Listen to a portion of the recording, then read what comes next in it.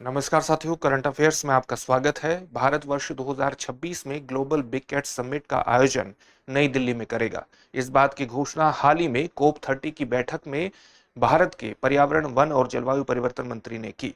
कोप 30 की बैठक ब्राजील के बेलम में चल रही है और वहीं पर इंटरनेशनल बिग कैट अलायंस का एक उच्च स्तरीय मंत्रीय सम्मेलन हुआ, जहां पर इस बात की भारत के पर्यावरण, वन और जलवायु परिवर्तन मंत्री ने घोषणा की कि भारत वर्ष 2026 में ग्लोबल बिग कैट समिट का आयोजन करेगा। वस्तुतः ये भारत के निरंतर बढ़ते प्रयासों को रेखांकित करता है, जिन प्रयासों के अंतर्गत भारत पारिस्थितिकी संतुलन के अंतर्गत बिग कैट्स प्रजातियों के संरक्षण को महत्व प्रदान करता है। किस प्रकार से करता है, चलिए इस वीडियो के माध्यम से जानने की कोशिश करते हैं। आप ये जानते हैं कि जो बिग कैट्स होती हैं, बिग कैट्स की जो प्रजातियां हैं, इनके संरक्षण के लिए, इनके आवासों के संरक्षण के लिए भारत ने वर्ष 2023 में एक महत्वपूर्ण कदम उठाया था।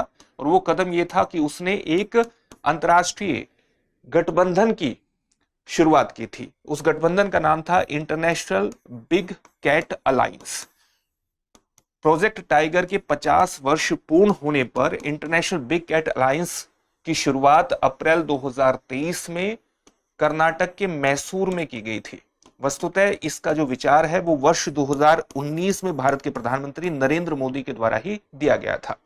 ये कोशिश करता है कि जो बिग कैट्स की 7 प्रजातियां हैं, उनके संरक्षण को बढ़ावा दिया जा सके और उनके संरक्षण में वस्तुतः उनके आवास संरक्षण को विशेष महत्व दिया जाए। यानी इनके संरक्षण को बढ़ावा देकर के हम अपने पारिस्थितिकी संतुलन को बेहतर बना सकते हैं। पारिस्थितिकी संतुलन को बेहतर बना करके जलवायु परिवर्तन की लड़ाई से लड़ने की एक बेहतर पृष्ठभूमि का निर्माण कर सकते हैं। क्यों कर सकते हैं? ये जो 7 प्रजातियों के संरक्षण की बात की गई है बिग कैट्स की, ये कौन सी प्रजातियां हैं? शेर, बाघ, चीता, जगुआर, स्नो लियोपार्ड यानी हिम तेंदुआ, प्यूमा और लियोपार्ड यानी तेंदुआ।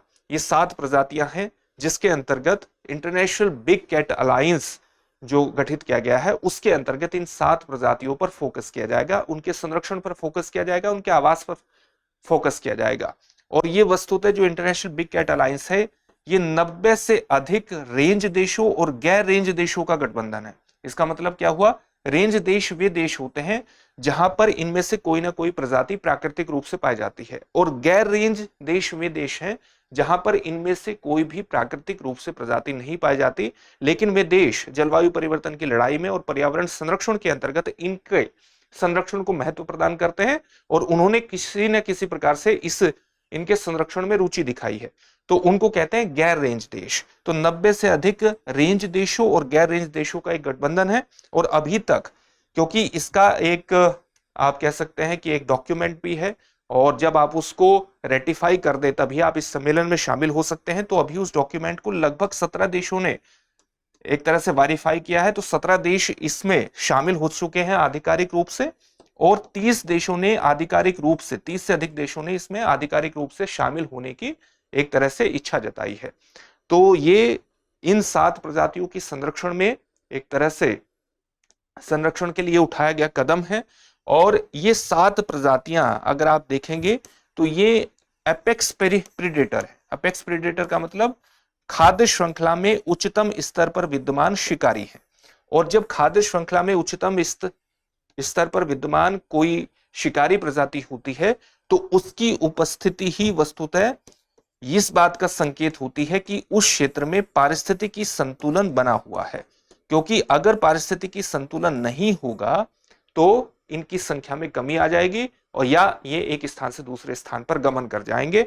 तो इनकी उपस्थिति वस्तुतः एक बेहतर पारिस्थितिकी संतुलन का संकेतक भी मानी जाती है, इंडिकेटर भी मानी जाती है। अगर इन प्रजातियों का संरक्षण कर दिया जाता है तो हम कई चीजों में सफल हो सकते हैं। इन प्रजातियों के संरक्षण का ठीक से मतलब है कि हम घास भूमियों का संरक्षण कर रहे हैं, और न केवल घास भूमियों का संरक्षण कर रहे हैं बल्कि जंगलों का भी संरक्षण कर रहे हैं। और घास भूमि, जंगलों और अन्य पारिस्थितिकी क्षेत्रों का संरक्षण करके हम जो हमारे वेटलैंड्स हैं, जो आर्द्र भूमियां हैं, उनका भी संरक्षण कर रहे हैं। और ये क्या है? इनकी सभी की कार्बन सिक्वेस्ट्रेशन में भूमिका है, कार्बन को अवशोषित करने में भूमिका है। अगर हम इन सभी पारिस्थितिकी तंत्र को ठीक प्रकार से संतुलित करते हैं तो पेड़ पौधों में और साथ ही जो हमारे वेटलैंड्स हैं उनमें ताकत होती है अतिरिक्त कार्बन को संग्रहित करने की, जिसको हम कार्बन सिक्वेस्ट्रेशन कहते हैं। तो वस्तुतः इनका संरक्षण जलवायु कार्रवाई के रूप में भी व्याख्यायित किया जाता है, क्योंकि अगर ये अतिरिक्त कार्बन डाइऑक्साइड को, अतिरिक्त कार्बन को वायुमंडल से सिक्वेस्ट्रेट करती हैं, अवशोषित करती हैं, तो जो जलवायु परिवर्तन की घटना के कारण, ग्लोबल वार्मिंग के कारण अतिरिक्त कार्बन वायुमंडल में संग्रहित हो गई है, उसकी मात्रा वायुमंडल से घटती है।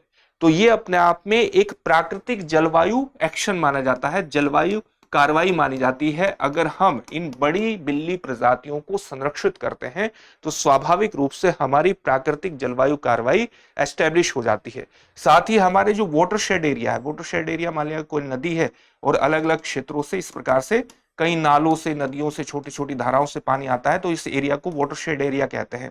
कई बार यह है कि अगर जल बहुत तेजी से आएगा, इसका एक प्रकार से यहाँ किसी प्रकार की सुविधा नहीं होगी और यहाँ हमने कोई ऐसा टैंक नहीं बनाया है जो कि इस जल को संग्रह कर सके और संग्रहित करके उसको ग्राउंड वाटर को रिचार्ज कर सके, तो इससे भूमि का कटाव भी होता है, यहाँ के अपशिष्ट भी ये लेकर के आता है, कचरा लेकर के आता है, इससे इसका जल प्रदूषित होता है। अगर हम अपने पारिस्थितिकी तंत्रों को बेहतर करते हैं या बिग कैट अलायंस, या आप कह सकते हैं कि जो बिग कैट्स प्रजातियां हैं उनके संरक्षण की दिशा में आगे बढ़ते हैं, तो इस एरिया के संरक्षण की दिशा में भी एक प्रयास वो माना जाएगा, क्योंकि यहां पर बहुत से जंगल भी होते हैं, घास भूमि भी होती है, जिनको जल स्रोतों की भी आवश्यकता पड़ती है। तो इनके संरक्षण का मतलब है कि यहां पर जल स्रोतों का भी संरक्षण करेगा। जल स्रोतों का संरक्षण करने का मतलब है कि ग्राउंड वाटर रिचार्ज होगा, और जब ग्राउंड वाटर रिचार्ज होगा तो स्वच्छ जल की आपूर्ति बढ़ेगी, इससे भूमि का कटाव भी कम होगा। तो इस पूरे क्षेत्र का एक प्रकार से पारिस्थितिकी संतुलन बनाए रखने में हमें मदद मिलेगी। तो इस लिहाज से भी आप देख सकते हैं कि ये किसी क्षेत्र के पारिस्थितिकी संतुलन को एस्टेब्लिश करने में इनकी भूमिका होती है। इसी प्रकार से आप देखिए हमारे जो पर्वतीय क्षेत्र है, वहां हमारी जो नदी प्रणालियां हैं वो पर्वतीय क्षेत्रों से आ रही है। हमारे पर्वतीय क्षेत्र हमारी नदी प्रणालियों के स्रोत हैं और वहां पर हिम तेंदुओं की उपस्थिति है, और हिम तेंदुओं की जो उपस्थिति है अगर वो बनी रहती है तो वहां के पारिस्थितिकी संतुलन के बेहतर स्थिति को प्रकट करती है।